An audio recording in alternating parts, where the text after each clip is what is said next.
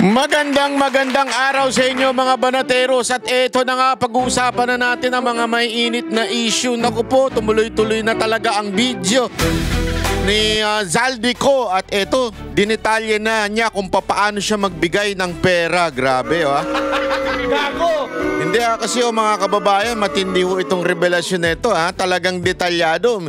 May ibig sabihin po niyan mga kababayan. Ibig sabihin talagang alam niya yung kanyang sinasabi, at hindi ho siya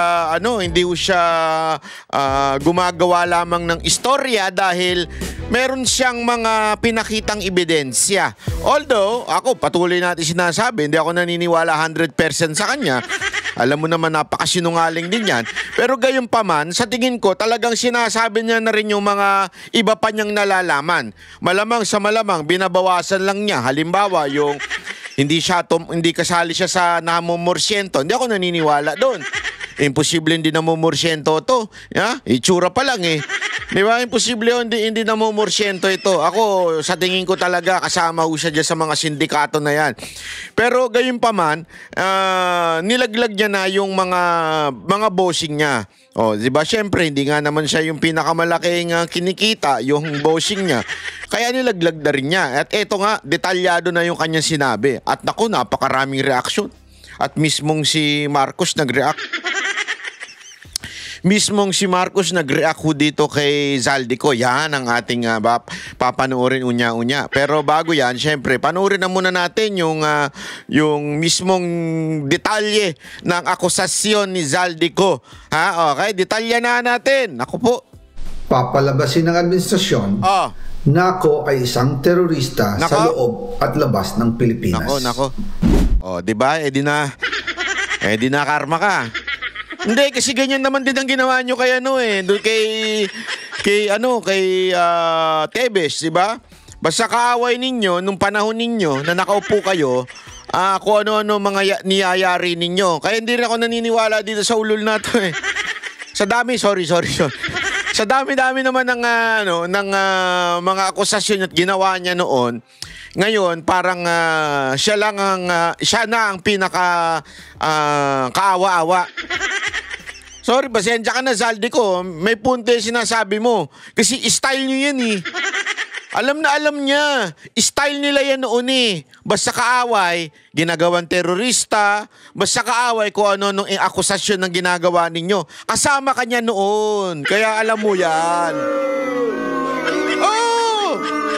Kasama siya dyan na yung kampo nila noon ni Romualdez, kasama sila dyan Ngayon, ayan, di nakarma ka ngayon. Tuloy. Para mailibing ako kasama ang katotohanan. Nako? Kahit saan man ako pumunta. Nako po? Sinabi na agad sa akin ni Speaker Romualdez na kailangan ko makapag-deliver ng 2 billion pesos kada buwan. Nako? Para sa pagdi-deliver ng malem. Grabe 2 billion Imagine niyo yun. That's thousands of millions.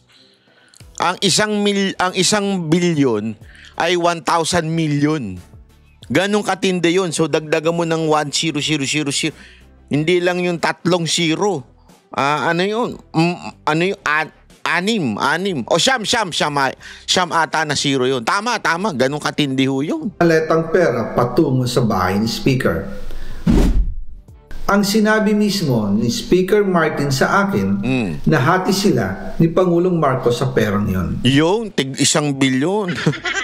Kung dati usapan manok, 1 manok, 2 manok, ito hindi. Isang baboy. Tig 1 baboy daw sila ni Marcos. Grabe, no? Paano ba maging presidente? Gusto ko na rin maging presidente para makatanggap naman tayo ng 1 baboy. Gusto ko na rin maging presidente. Paano ba? Para gamitin bilang bagsakan at imbakan ng pera mula sa mga SOP, collection at deliveries na para sa Pangulo. Nako. Wag mo akong pigilan sa mga insertions ko. Yan, wag ka nang makialam sa budget. Ang gusto niya ng 50 billion pesos na insertion. Ngunit ang sagot ng Pangulo, humingi ka ng bago or dagdag na insertions. Nako po. Ayan na, ayan na. Naku, may part 2 na naman.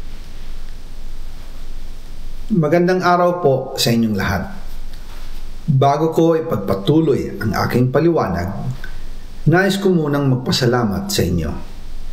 Maraming salamat sa inyong bukas na isipan, sa inyong pasensya, at sa pagtanggap ninyo sa mga impormasyong aking ibinabahagi.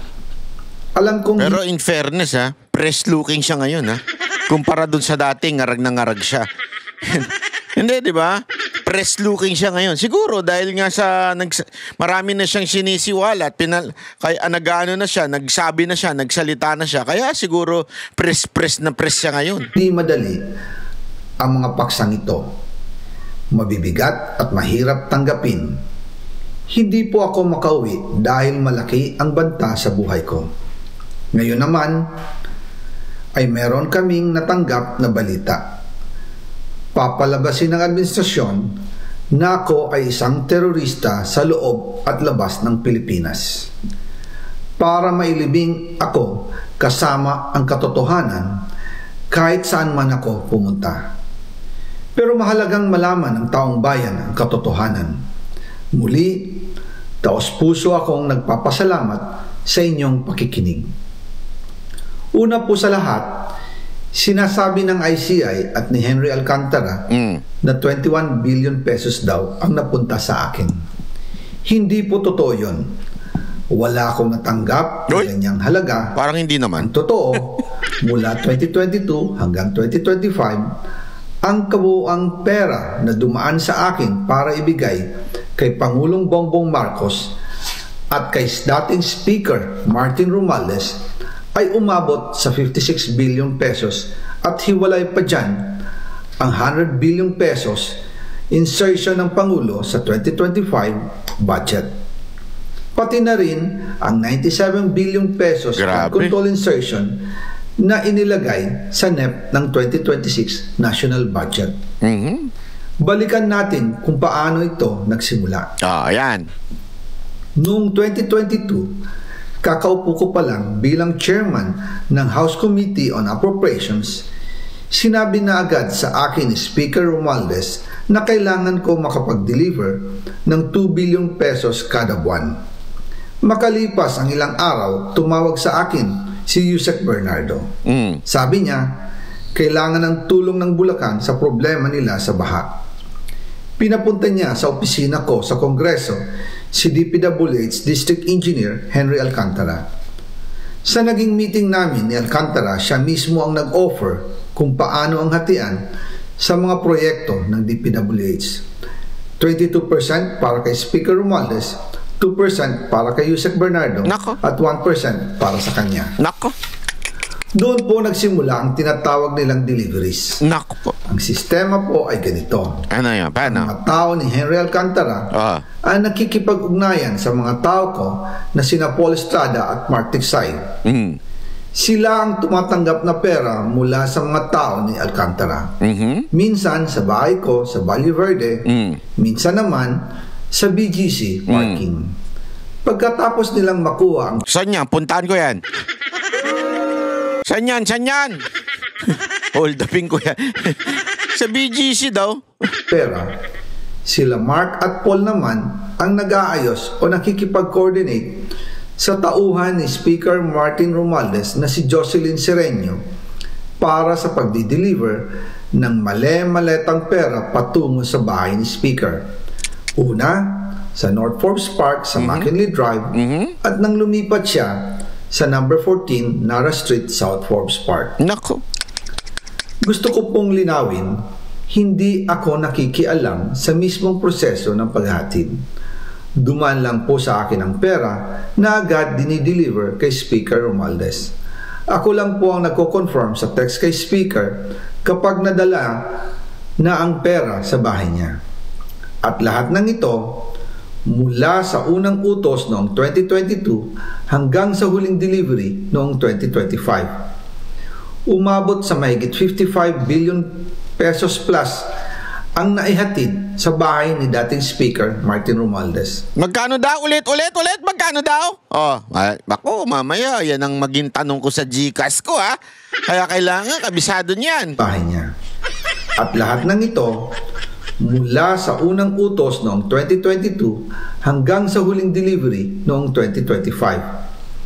Umabot sa mahigit 55 billion pesos plus ang naihatid sa bahay ni dating Speaker Martin Romualdez. Nako, 55 billion. Lupet. Gago! 55 billion, pwede ka na magtayo ng bansa nun. Ano? Sarili mong sundalo, sarili mong kapulisan, sarili mong husgado.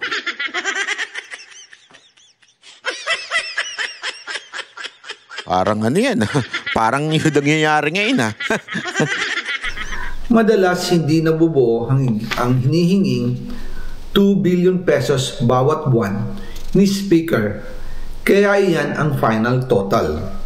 Ang sinabi mismo ni Speaker... No, hindi daw nabubuo yung 2 billion kasi baka mamaya i-compute na naman yan ni Auntie Claire. Sasabihin niya, sinabi ng 2 billion kada taon mula 2022 hanggang 2025. Bakit sinabi niyang 55 lang? Kulang yan. Pag gano'n, fake news siya, wala resibo. Gaganon-ganon, parang... Sinabi dito Auntie Claire, malinaw, sinabi. Minsan hindi daw nabubuo. Okay? Hindi nabubuo yung 2 billion. Kasi may mga project na para siguro doon sa mga congressman. Halimbawa, doon sa mga manghuhuli kay Pangulong Duterte, bibigyan yun, syempre. Ilang billion din yun. Yung para i-kidnapin si Pangulong Duterte, tapos siguro para i-push yung impeachment. Kaya hindi nabubuo siguro yung 2 billion. Di ba? Tarantado lang, no? Sir Martin sa akin, nahati sila ni Pangulong Marcos sa perang yon. Hati daw sila doon sa 55 billion. Hindi naman pala malaki, Banat Bay. Hindi naman malaki. 25 lang billion lang ang nakinita na. Ang lupit, ano? Ang listahan ng mga deliveries na ito, kung kailan, magkano, at saan dinala, ilalabas ko po kasabay ng video na ito. Nako, ayan na. Noong November 2024, habang nasa proseso kami ng pagtatalakay ng budget, nakipag-meeting sa amin ni Speaker Martin si Yusek Jojo Cadiz. Sabi niya, masama raw ang loob ni Pangulong Marcos, wala raw siyang natatanggap na remittance. Nako po! At dahil laging napapagalitan si Speaker Martin ng Pangulo mula September hanggang November, inutusan niya ako na mag-deliver ng 1 billion pesos para kay BBM. Ayon pa kay Yusek Jojo, nang ipaalam niya ito sa Pangulo, ano nangyari? Ang utos sa kanya ng Pangulo ay mag-ingat at siguraduhin si Yusek Jojo lang ang maghahatid. Nako. Ang instruction po sa akin ni dating Speaker Martin Romualdez ay dalhin sa number 30 Tamarind Street, South Forbes Park at ibigay kay Yusek Jojo Cadiz dahil ito raw ang drop-off point na malapit sa bahay ng Pangulo. Nako. Sinabi rin po sa akin Speaker Martin Romualdez na si PBBM ang nag-utos sa kanya na bilhin ang bahay sa number 30 Tamarind Street para gamitin bilang bagsakan at imbakan ng pera mula sa mga SOP, collection at deliveries na para sa Pangulo. Noong December 2, 2024, personal kong i-deliver ang 200 million kay Yusek Jojo Cadiz sa number 30 Tamarind Street, South Forbes Park. Ayon sa kanya, dadalhin daw niya ito sa bahay ng Pangulo sa number 41 Nara Street, South Forbes Park. Nako, patay tayo. Kasunod nito, noong December 5, 2024, muli akong nag-deliver ng 800 million sa parehong address at Yusek Jojo Cadiz pa rin ang tumanggap. Nako. Sabi niya, iyon naman ay dadalhin sa bagong bahay ng Pangulo sa South Forbes Park. Sa kabuuan, 1 billion pesos ang personal kong naihatid. Ako mismo ang nagbigay ng pera, kasama ang aking driver at mga tauhan. At lahat ito ay base sa direktang utos ni Speaker Martin Romualdez. Yun. At dyan po nabuo ang kabuuang halagang 56 billion na ipinadala mula 2022 hanggang 2025. Pero kahit na na-deliver na ang 1 billion pesos para kay Pangulong Marcos at kahit na naisama na rin sa 2025 budget ang 100 billion pesos insertion sa pamamagitan ng BICAM Committee, Ayon mismo sa utos ng Pangulo, nagagalit pa rin daw si BBM. Bakit?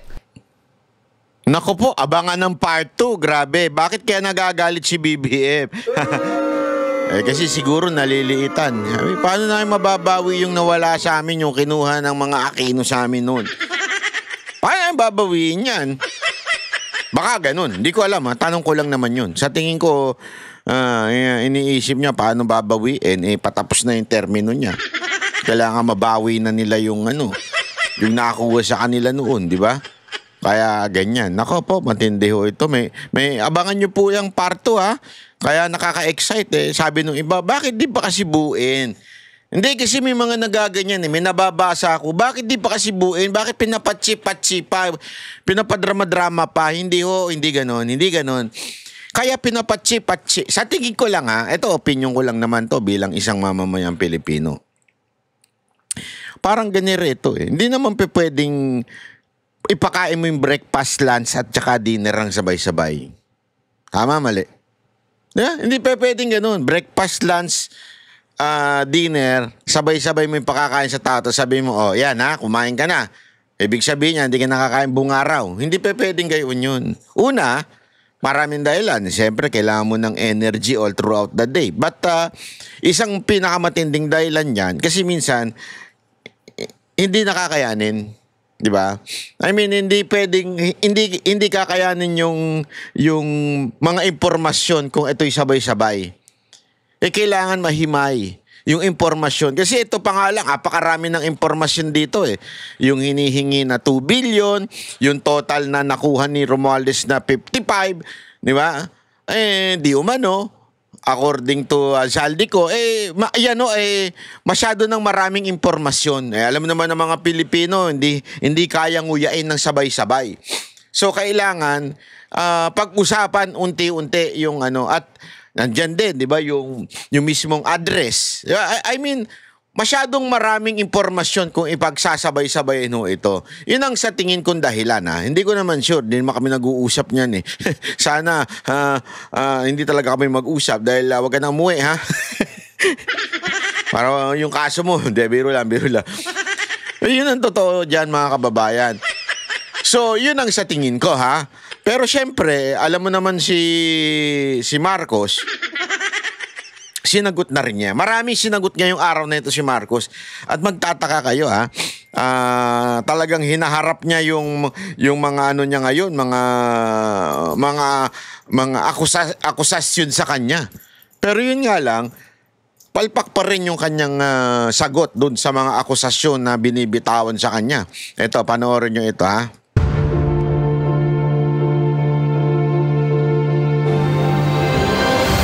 Magandang gabi po, Luzon, Visayas at Mindanao.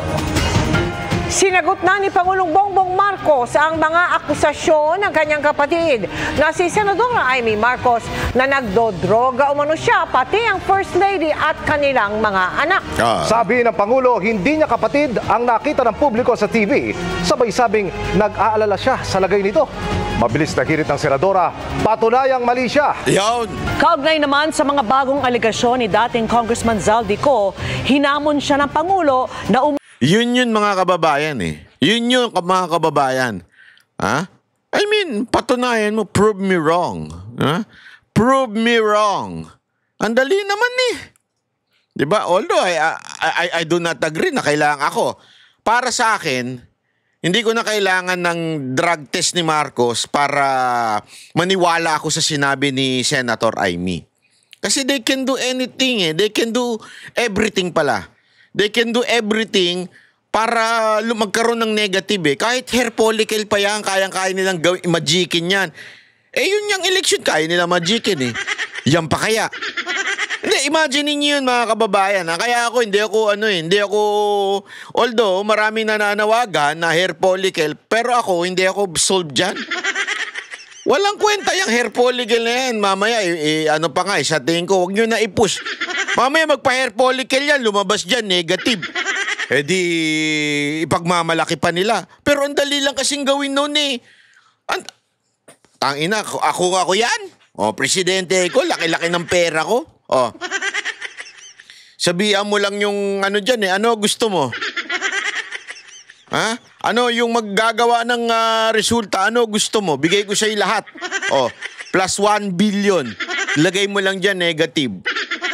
Yeah, ang daling gawin nun. Bakit mo pa paniniwalaan yung they can do everything?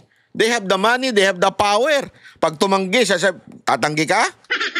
May gusto mong gawin namin yung ginawa kaya, no? Ganun, di ba? Kaya ano yan, kalokohan yan. Pasensya na kung tatablahin ko yung mga humihingi ng hair follicle. Hindi ko kailangan yan. Ngayon, dito sa sagutan ni Marcos at saka ni Amy, na sinasabi niya nga, prove me wrong, sabi ni Senator Amy, yun lang naman yun eh. Ang simple-simple eh. Prove me wrong. Sabihin mo sa akin. Kasi ito ang matindi dito eh. Ang daming sinasabi ni Marcos, pero hindi niya sinagot ni isang akusasyon sa kanya. Kaya, eto, panoorin nyo. Tuloy natin. Uwi at harapin ang mga kaso. Nakatutok si Ivan Mayrina. The lady that you see talking on TV is not my sister. AI daw. Hindi daw niya sister yun, AI. It's either AI yun or impersonator. Yeah? Bukas na bukas din, nang lalabas si Auntie Claire, sasabihin niya, that's AI. The president. Kasi sabi dito, that's not my sister. Alam mo naman to si Auntie Claire. Yung utak nito, parang hindi abogado eh. Yeah? So baka sabihin niya bukas, tingnan nyo na, sabi ni Marcos, AI daw yan. Baka naman impersonator. Di ba? Kasi maraming, alam mo ito sa Pilipinas, marami tayong haka-haka eh. Hindi, alam mo kaya minsan kasi kaya tuloy nabudol kayo eh. Hindi, totoo, ang dami sa inyo nabudol dahil sa putang, iniiwasan ko na nga magmura. Ang dami sa inyo nabudol dahil dyan sa Talano Gold. Marami nagpapaniwala sa inyo nun. Hindi ko magets. Bakit tayo mga Pilipino, yung utak natin talagang sumasayad na minsan, ano? Di ba? Marami sa atin naniwala, dahil dyan, pag nanalong presidente yan, mababayaran na utang natin. Ang dami sa inyo naniwalang ganun eh. Pag naging presidente yan, mababayaran na utang natin dahil may Talano Gold dyan. Galing kay Dato Puti, kay Dato Mga ganyan eh, di ba? Yung mga vlogger naman, sinakyan din yun para maibenta itong si Marcos para sa presidente. Tapos ano nangyari? Bakit? Nabayaran ba utang? Hindi. Lalo tayo nagkautang-utang. Dahil sa Talano Gold na sinasabi ninyo. Tapos, hindi kaya minsan talaga eto na naman, sasabihin na naman, tingnan nyo na, sabi ni Marcos, hindi na daw si Amy yun. Baka na lang niya yan, kaluluwa na lang niya yung nagsalita. O baka naman AI yan.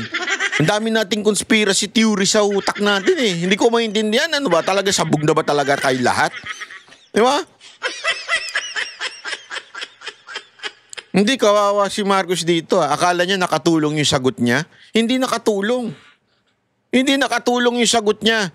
Kasi sa pagsagot niya, hindi niya nakilala daw si Amy. Ang galing nung banat ni Amy. Mamaya, tingnan nyo. Ito ang reaksyon ni Pangulong Bongbong Marcos nang tanungin siya tungkol sa pahayag ng kanyang kapatid na si Senadora Amy Marcos sa rally ng Iglesia ni Cristo noong nakaraang Lunes. Batid ko na na nagda-drug siya. Bukod sa Pangulo, idinawit din ng Senadora si First Lady Liza Araneta Marcos at kanilang mga anak. How do you respond to the drug use accusations made by no less than your sister, Senator Amy Marcos, against you and the First family? Sir, were you hurt by her accusations, and how do you explain these claims to the public?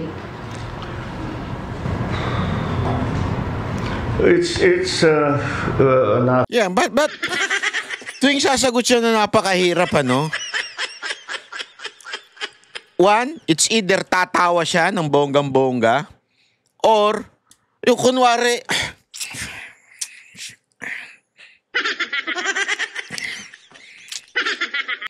ang daling sagutin eh. It's not true. Ganun lang. Kailangan ano ka, napoposes? Zombie?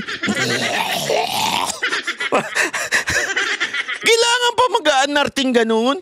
Di ba? Tinan nyo, nag-iinarte pa ito eh. By her accusations, and how do you explain these claims to the public? It's Para magmukhang matalino. Kumagano. Adiri talaga itong... Ewan ko sa inyo kung bakit ganito presidente nyo. Tinan mo. By her accusations, and how do may pagbuga pa ng bibig eh. you explain these claims to the public?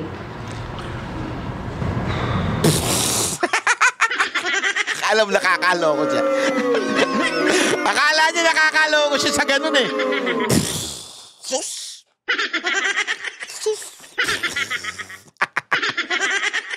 Akala mo talaga nakakaloko ka. Banat Bay, may anak ka na daw. Kasi mga fake news vlogger na mga tanso eh. Kung ano-ano binibintang sa atin eh. May anak na, bayot daw, bugaw daw. Sabi ko nga sa mga to eh. Next time sasagot ako, bugaw ka na ba? Ano ka na ba? Ganun talaga eh. It's anathema to me to talk about family matters generally in public. I do not like to. We do not like to show our dirty linen in public.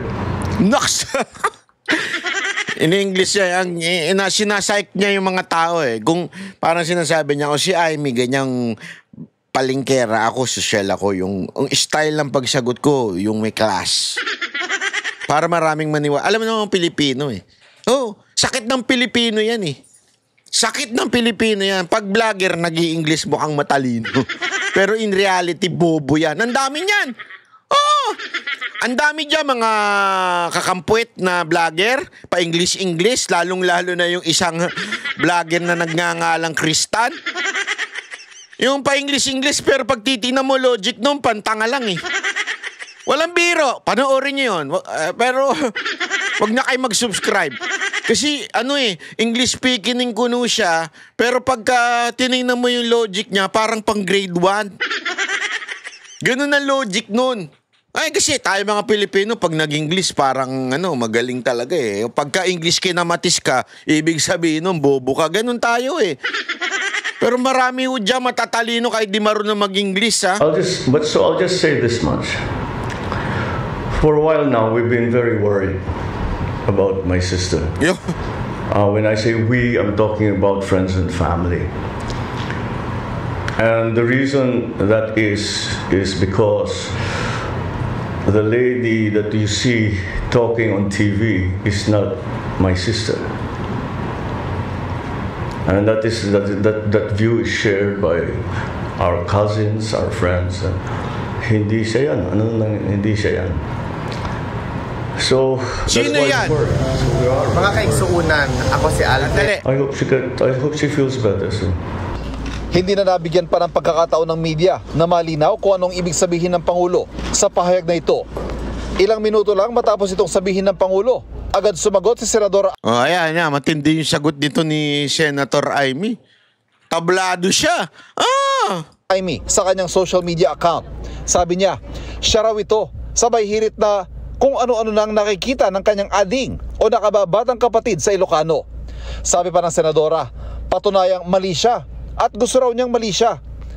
Nang tanungin kung nagkausap na sila magkapatid, sinabi ng Pangulo na magkaiba na raw sila ng ginagalawang mundo, political man o personal. May hamon naman ang Ay, nako, sabi ko sa inyo.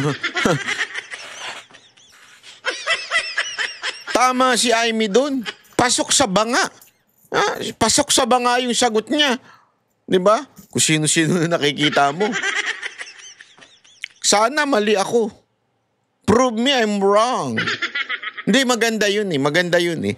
Tama siya. Alam mo, kung ako sa'yo, BBM, Bonnet, kung ako sa'yo, panoorin mo yung video ni Amy doon sa INC. pag hindi ka lutang. Pag lutang ka, baka iba talaga makikita mo. Ano ba? Kailangan yung nasa nasa tamang kaisipan ka. Yung mga ilang araw kang hindi nasa ayos, yung baga nasa ayos ka. Yung kalagayan ng utak mo dapat nasa ayos. Kasi pagka, alam mo yun, sabi ni Amy, di ba? Na breakfast mo. Ay pag ganun talaga, wow, pre. Si Amy ba yan, pre? Bakit naman ako binuking yan, pre? Ano ba meron dyan, pre? Amy, ikaw ba yan? Ba't di ko yung mo, bakit parang ganun na yung mo, gawa na lahat? Gago! Hindi, baka ganun siguro. Hindi, kasi alam mo, kaya Senator Amy, kung ako sa'yo, wag ka na magpapagawa kasi hindi ka na makilala. Hindi ka na makilala ni Marcos. Hindi ka na makilala ni BBM. Kaya wag ka na magpapagawa. Minsan ganun talaga, di mo na makilala di ba? Kung maalala nyo, yung si Phuket. Yeah? Sabi nung immigration, who you? Where is this guy? Paano kung Indiano pa yung immigration? Who is this guys? Si Phuket, kilala nyo. Hindi nyo pa kilala. Si Phuket yung celebrity daw siya, sabi niya. Sikat daw siya, sabi niya. Sikat daw siya at dininay siya sa pagpasok sa Dubai.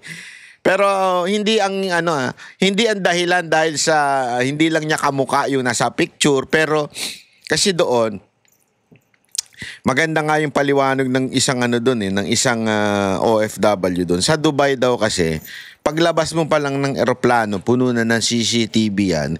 Tapos inoobserbahan na yung iyong galaw. Sabi daw, di umano, eto si Phuket, di ba? Pumasok pa sa CR ng pambabae. Kasi yan ang mahirap sa inyo Sorry to say ha. At ito, prangkahan tayo. Kayong mga pangit kasi pag bading, hindi pwede. Kayong mga nagfi-feeling na may ek-ek. Huwag na kayong pumasok kasi sa CR ng babae. Alam mo, kahit anong gawin ninyo, nakaka-offend kayo. Pagpapasok kayo sa CR ng babae. 'Di ba? Kung ayaw nyong pumasok sa CR ng lalaki at feeling ninyo may ek-ek na kayo, mag-CR na lang kayo sa kanto sa labas. Sa pader, itaas nyo yung paa nyo parang aso. Ganun. Di ba? Kasi totoo naman wag na wag yung gagawin yan. Offending yan sa mga babae. Yung makakakita sila. Sorry to say, ito yung truth. It's a fact. Marami kong kilalang sa nga namin Sa show nga namin, pag kami mga trans na pumasok, tapos diretso sa CR ng babae, nagagalit yung mga babae na nagsusumbong Bakit kasi sila pumapasok yan ang problema sa atin feeling entitled. Na nagbago ka lang, nag-makeup ka lang, babae ka lang, papasok ka ngayon sa ng babae. Yun daw ang dahilan. Sabi nung kasama mismo ni Phuket, yun daw ang dahilan kung bakit hindi pinapasok o pina-A to A yung Phuket na yon. Kaya siya pina-A to A. Kasi nakita daw sa CCTV na pumasok ng CR ng babae. No yan. No yan sa ibang bansa. Kung dito, minsan napapagbigyan pa kayo Pero no yan. No yan sa ibang bansa. Lalong-lalo na Middle East. Tapos ang ingay-ingay pa daw. Minsan sabi ko nga sa inyo, kahit ano pang suot na Dior niyan. Alam niyo yung Dior? Ang Dior, si Dior Nyor. Hindi, Christian Dior, ganon. O kaya Louis Vuitton. O Hermes. Sorry, Hermes tuloy. Kahit Hermes. Kahit ano pang suot mo ng ganyan, yung class, hindi yan nabibili. Paglabas pa lang daw ng eroplano, ingay na ang ingay na daw. Kasi yan ang problema sa ating mga Pilipino kanina. Nagkape ako. Ito, walang biro ito Nagkape ako. May bidabidang bakla doon na ang ingay sa loob ng kapihan. Gusto ko nang sitahin eh. Sa totoo lang, gusto ko nang sitahin eh. Bakit ang ingay mo? Ano ba? Kulang ka ba sa pansin? Hindi ba pwedeng yung... Hindi ko naman sinabing huwag kayo mag-usap. Pwede ba kayo mag-usap pero yung mahina lang. Kailangan mo pang iparinig sa iba yung usapan ninyo.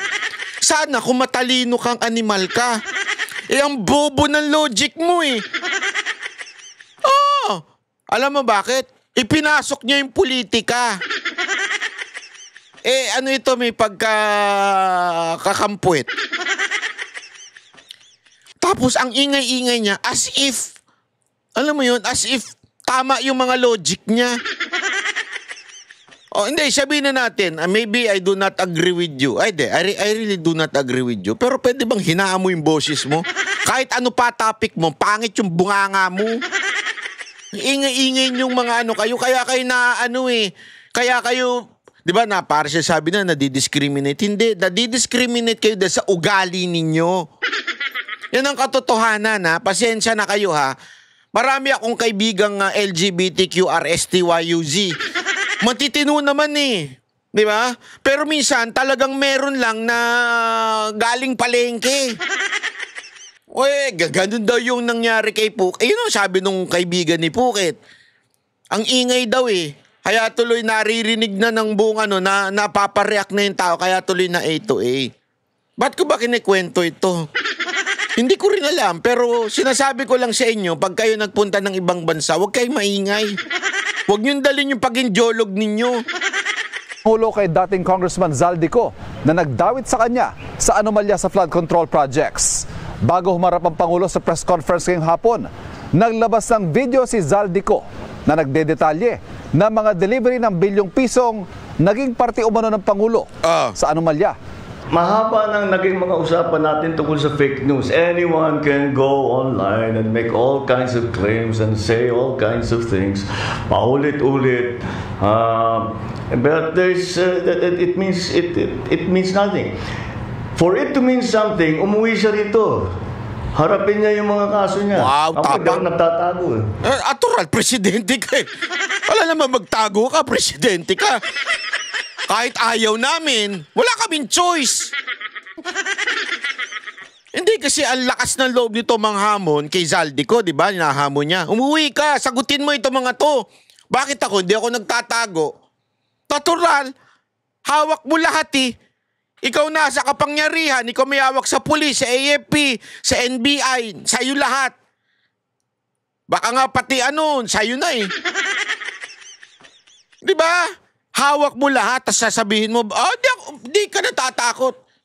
Ba't di siya umuwi? Bakit? Ba't mo gusto umuwi? Totoo ba yung sinasabi ni Zaldico? Hindi, yan ang tanong ko sa'yo, Mr. President. Kahit ayoko sabihin yan, yung salitang President.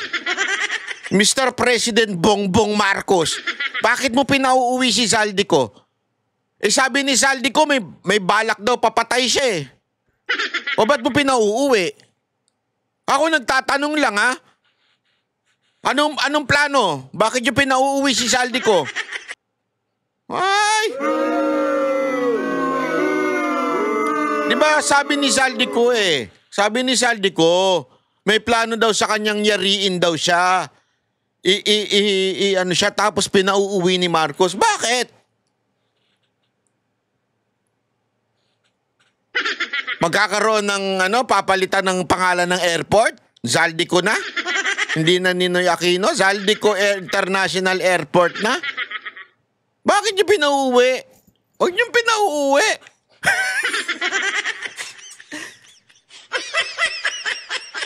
Pinauuwi ninyo, makakaharap pa siya sa husgado. Huwag ka na umuwi, Zaldico!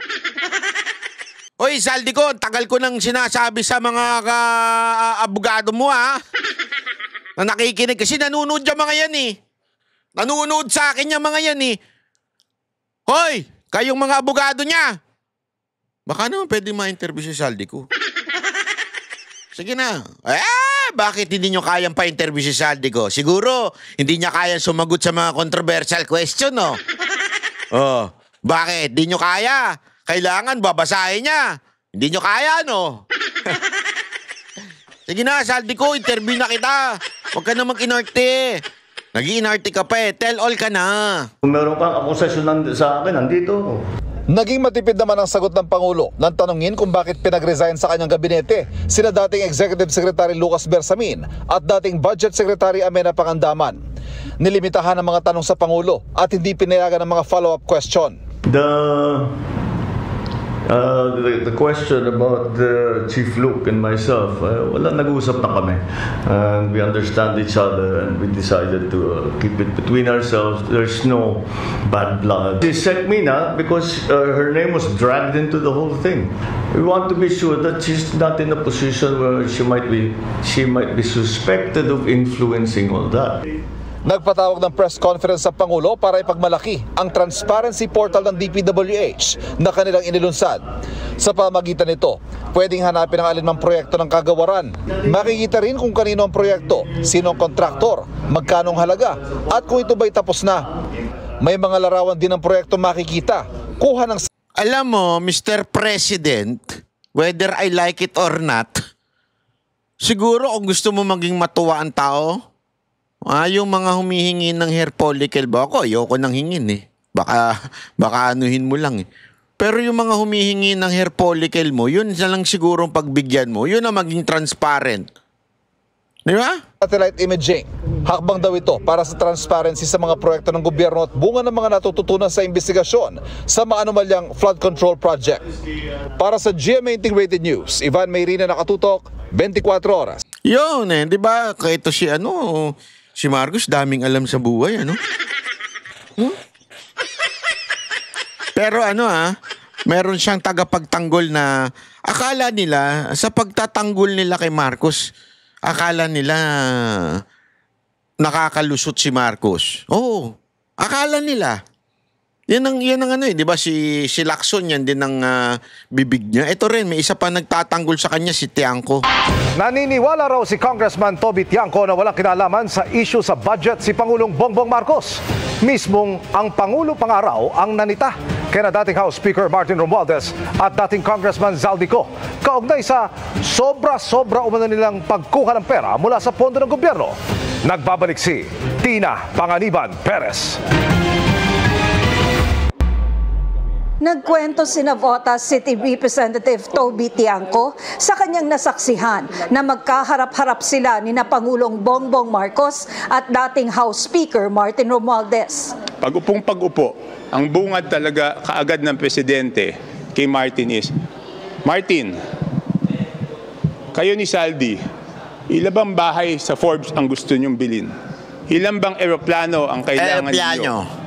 Ilan bang Ferrari ang gusto niyo? Ganong karaming pera ba ang gusto niyo? Ganong karaming caviar ba ang kaya niyo kainin?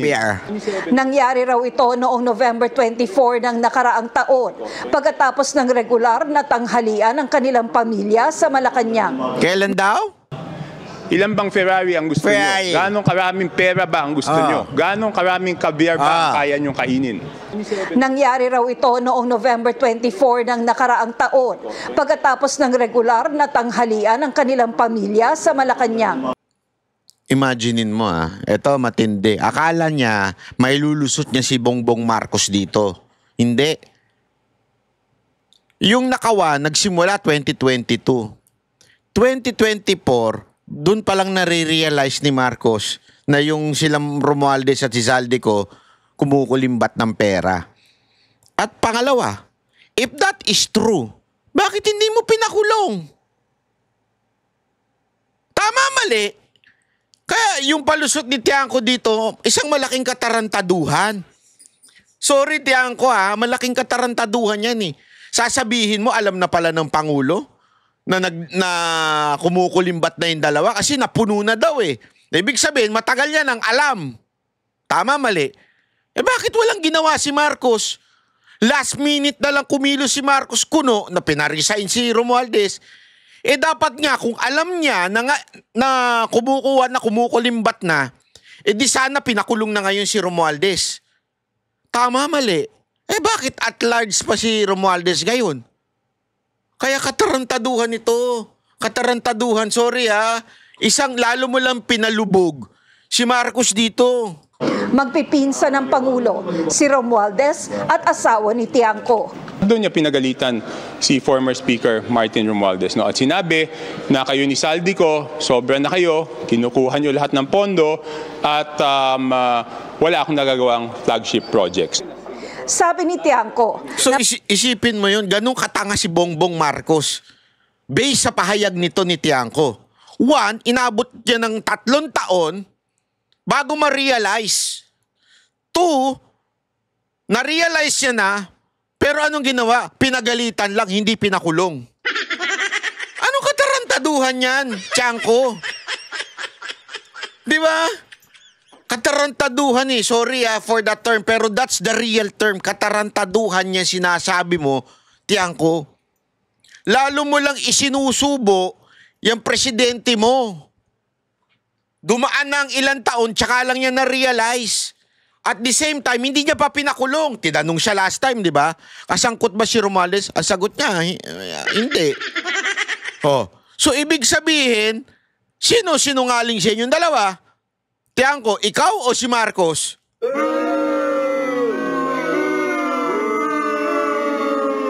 Di ba? Kalokohan. Pag-alaman niya kalaunan na nagalit ang Pangulo dahil nagsumbong daw ang Japan International Cooperation Agency o JICA sa Pangulo na ang counterpart na pondo ng Pilipinas para sa mga proyektong pinapondohan ng JICA ay tinanggal sa pambansang budget. Ang nangyayari nung nangako si former Speaker Martin Romualdez na kung ano man yung tinanggal na mga flagship projects ay ibabalik sa BICAM. Nung lumabas yung BICAM, nung lumabas yung GAA noong January, wala yung mga projects na yun. Naniniwala raw si Tiangco na walang kinalaman ng Pangulo sa anomalya sa budget. Dahil pinsan niya si former Speaker Martin Romualdez, ang isip ng tao is pro-protection na niya. Kaya siya ay nalagay sa sitwasyon na kailangan niyang patunayan sa mga mamamayan na hindi niya pro-proteksyonan ang kanyang pinsan at no one is above the law. Dagdag ni Tiangco. Yung isa pa palang na sinabi niya in front of me is, kayo ni Saldi, ang dami niyong kinukuha, grabe yung corruption sa House, at alam mo, Martin, wala akong natatanggap dyan. Ang sinasabi ni Martin, wala siyang natanggap. Ang sinasabi ni Saldi, wala siyang natanggap. Eh silang dalawa ay nagtuturuan eh. Hindi, kasama si Marcos doon. Kasama si Marcos na nagtuturuan doon. Silang tatlo nagtuturuan. So, ayoko na nga magmura eh. Kasi nakakabuisit. Bilyon-bilyon na nawala. Tapos sasabihin nila, wala sa kanila nakatanggap. Sobra naman lokohan to. Di ba sobrang lokohan to mga kababayan? Niloloko tayo. Silang tatlo walang natanggap. Baka ikaw, Tiangco, may nakatanggap. Hindi, di ba? Alam nyo, mga kababayan, hindi natin kasi, sabi ko nga sa inyo, hindi pwede na ang pula ay sasabihin mo dilaw. Maaring nagsasama na sila ngayon. Pero ang pula ay pula. Ay, magkakaiba na lang na shades yan. Okay? So ano ibig ko sabihin? May nawala, may nanakaw, meron na rantado doon sa budget natin. Yeah? Meron, may kumuha, nawala, may ghost project. Ibig sabihin ng ghost project, ladies and gentlemen, may budget, ibinayad, pero walang proyekto. So ibig sabihin, yung pera na yon nawala. Malinaw na malinaw yon, nawala yung pera. Ngayon, magtuturoan kung saan napunta yung pera na yon.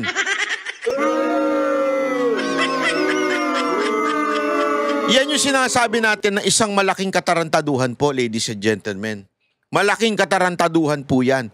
Nawala yung pera, tapos silang tatlo na may direktang kaalaman dyan sa pera na yan, silang tatlo walang natanggap.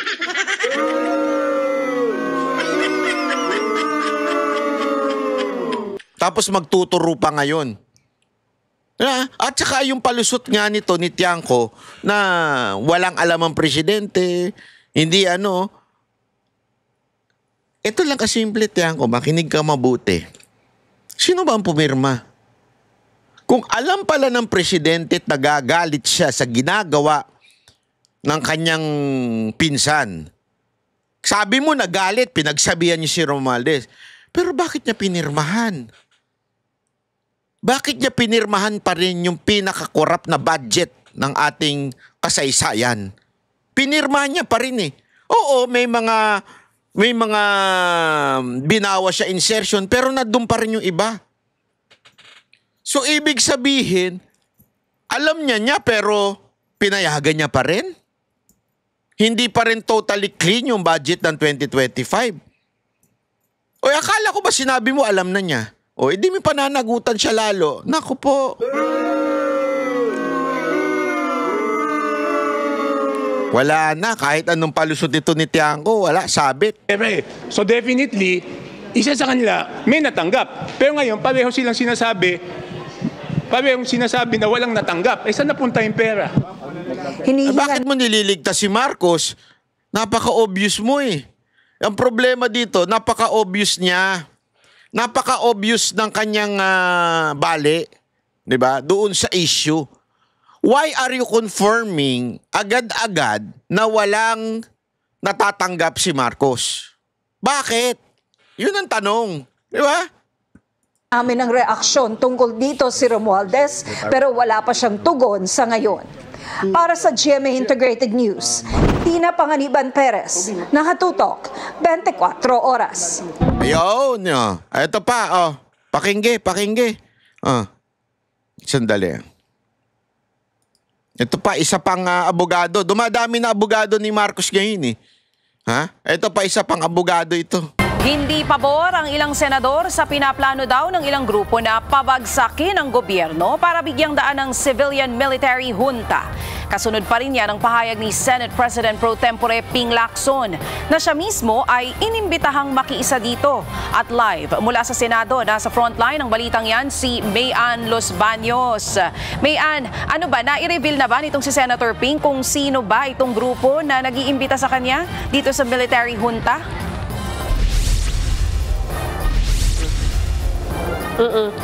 Siya kinumpirma ni Senate President Pro Tempore Ping Lacson na talagang may mga grupo na gusto raw pabagsakin ng ating gobyerno at maglagay na lamang ng isang civilian-military junta. At hindi lang daw basta impormasyon ang nakuha ni Lacson dahil mismo siya ay inimbita para sumali sa nasabing kulusan, pero dead ma raw si Lacson dyan.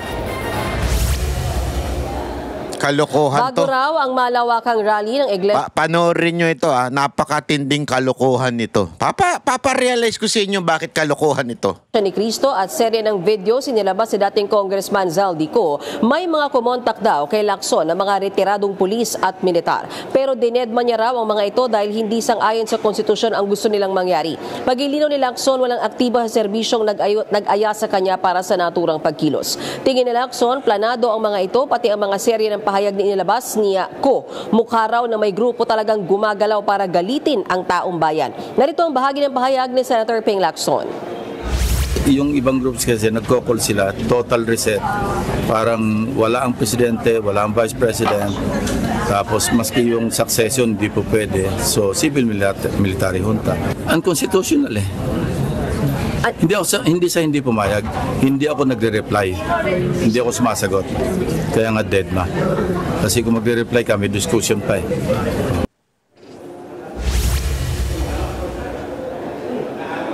Kung si Senator Erwin Tulfo naman ang tatanungin, hindi siya aniniwalang makakakuha ng sapat na suporta ang sinumang grupong magsusulong nito. Hindi naman daw kasi ito suportado ng simbahan at mga civil society group, di gaya ng EDSA People Power 1 at 2. Narito naman ang bahagi ng pahayag ni Senator Erwin Tulfo. Though they're protesting na corruption, nakikita naman po nila na may mga nakakasuhan na. What I heard is the military is just watching on the sidelines. Nakikita naman daw nila na this administration is doing its best, to clean up, yung corruption na ito.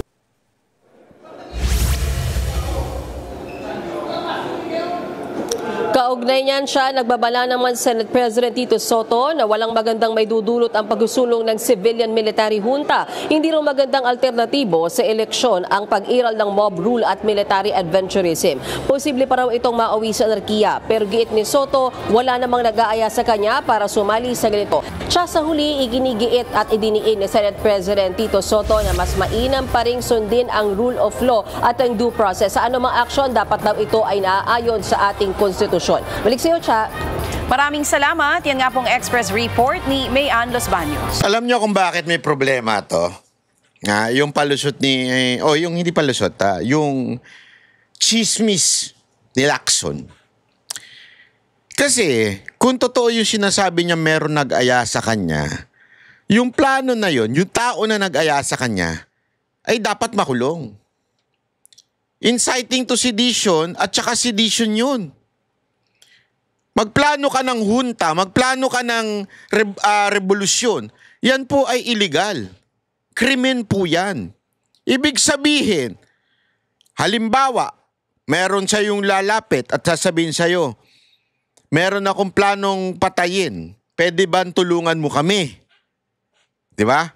May plano yun, yung tao na yun. Kung ikaw ay maayos na mamamayan, sasabihin mo yung plano na yun sa kapulisan. Uy, si ganito may planong patayin si ganire. Tingnan ninyo. Sa pamamagitan ng hindi pagsasalita ni Lacson at sabihin niya sa publiko o sabihin niya sa otoridad, kung sino man yung tao na yun, ay pinagtatakpan niya. Tama, mali? O bakit ayaw niya sabihin kung sino yun? Isa pa. Hindi kaya wala naman talagang kumausap sa kanya, gumagawa lang siya ng issue, gumagawa lang siya ng kontrobersyal.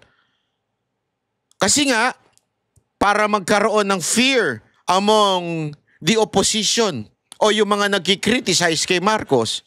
O ayan, may nagpaplano. O, makakasuhan kayo, so isusumbong ko kayo. Ano ko kayo. Kasi kahit wala naman, pinangungunahan baga, para bang sinasabi niya, eto meron talagang mga nagpaplano laban sa gobyerno at alam ko kung sino sila. Pero in reality, wala naman. Katang-isip lang niya.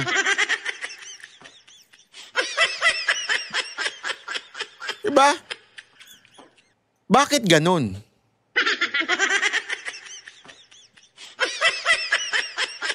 Eto kasi si Lacson talaga, ewan ko, ang hilig sa chismis nito. Bakit kaya? Ang alam ko mga may hilig sa chismis, yung mga, alam mo na. Ang hilig niya yung magparabida. Alam mo yung, pabida-bida, ganon. Ang hilig niya eh. Magbida-bida siya at sasabihin na ganito, alam mo, gaano ka ka-importante, kuya? Para hindi ka na maimportante na. Wala naman na naniniwala sa iyo eh. Pinagtatakpan mo lang si Marcos eh. Doon sa blue ribbon mo, halatang halata ka eh. Hindi ko mag-gets eh. Logic-wise, kung ako anti-Marcos, kung ako may planong pabagsakin ang pamahalaan ni Marcos, bakit ako lalapit kay Lacson? Na alam kong si Lacson, dinidefend niya si Marcos. Bakit ako lalapit sa kanya? Connection? Matagal nang walang connection yan. Ang tagal nang, at alam na mga retired army o mga army ngayon na yan ay nasa politika na. Sabihin, ano na yan, may kakampi na yan. Ibig sabihin, hindi yan objective tumingin. Politiko na yan. Bakit ako lalapit sa kanya? Unless may pera ka. Kailangan yung pera mo, kaya lalapitan ka. Halimbawa lang isipin nyo lang yung logic ng paglapit para sa kanya. Pwede sabihin mo, hanap ako ng mga ibang senador na, ito, si senador ganito, bayaman nito, lalapitan ko to, hingan ko ng suporta. Iniipit to ngayon eh. Halimbawa lang. Lalapit ako kay Villar. Bakit? Iniipit si Villar ngayon di ba? O, ano bang pakinabang namin kay Villar? Pera. May pera yan si Villar. Mayaman na mga Villar. O, at iniipit sila ni Marcos. So, baka, ibig sabihin yung possibility na pumayag yan sa military junta, mas malaki yung chance kesa doon kay Lacson. Na si Lacson, alam naman natin, dinidepensahan ang mga Marcos. Bakit ako lalapit kay Lacson? Di lalapit ako dun sa alam kong medyo mas possible. Hindi ko sinabing merong ganon ang katayuan ni Villar sa ganitong bagay. Pero doon ka sa kuwari, nanguhula ka kung ikaw kukuha ka ng suporta, mag-iisipin mo sino kaya may pakinabang ako at the same time may suporta ako makukuha sa kanya. Doon ka. Hindi ka doon sa alam mo sip-sip kay Marcos. Ano ba naman logic meron ito si Lacson? Kaya hindi nananalo Gago! Di ba kaya hindi siya nananalo? Anyway, tuloy natin. Mga kapatid. Wala na pala, tapos na pala yung balita na yun. Alam nyo mga kababayan, maging mapagmatsyag tayo kasi tulad ng sinabi ko, di ba? Tulad ng sinabi ko na doon sa sinasabi yung sa group, hindi ko alam kung group chat yun o chat ni Zaldico na ipinakita niya, nandoon yung RR. Alam naman natin i-connect nila sa mga Duterte yan Kasi tulad ng halimbawa yung yung kotse na merong conduction sticker, sinabi nila, nagsisimula, mga taga Davao yan.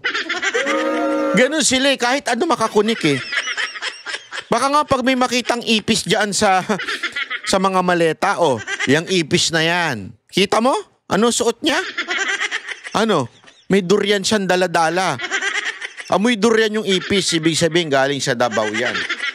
Hanggang kaya nila i-connect nila sa mga Duterte yan. Di ba? Sabi ko nga sa inyo, ganyan sila nananahimik na mga Duterte, i-connect pa rin nila. Si Amy, pilit nila kino-connect. Si Zaldico, nakasama sa mga nagplano ng impeachment kay BP Sara Duterte, kino-connect din nila. Lahat na lang kino-connect nila sa mga Duterte. Alam mo kung gusto lang ni BP Sara Duterte pabagsakin tong administrasyon ni Marcos? Maniwala kayo sa akin, noong una pa lang, kayang-kaya na niya. Ang taas ng ratings niyan Ang taas ng trust rating niyan sa tao. Kayang-kaya niya yan, pero hindi niya ginagawa. Kasi mga abogado, may galang sa batas yan May galang sa konstitusyon ng mga Duterte. Kaya katarantaduhan po yung mga ganyang galawan. Kaya dapat po natin yung bantayan. Di ba? At para sa contest natin mga kababayan na 500 GCash, ang tanong natin, tanong. Magkano di umano ang natatanggap ni Romualdez? In total, mula 22 hanggang sa kasalukuyan. Yan ay binanggit ni Zaldico. Unang 3 makakakuha sa tamang sagot ay tatanggap ng tigpa 500 na GCash. Yun. So hanggang dito na lang po muna tayo mga kababayan. Bukas ulit kita-kita tayo para pag-usapan pa mga issue sa lipunan. Okay? God bless everyone. Mabuhay tayo. Habang nandyan ang Panginoon, may pag-asa ang ating bayan. God bless everyone.